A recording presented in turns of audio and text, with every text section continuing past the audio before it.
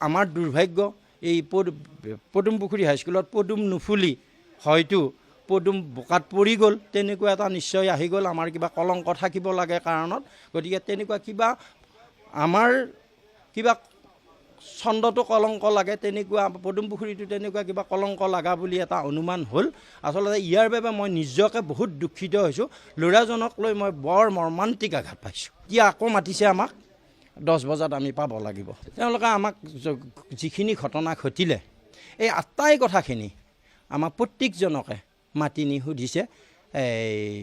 এইখিনি সোধা পোছা কৰোঁতে তেওঁলোকৰ 9 মান বাজিছে, কাৰণ বাকীবিলাকে তেওঁলোকৰ হেৰিটো যোগাযোগত আছে, আকৌ ইফালেও ছাৰসকল আহি আছে।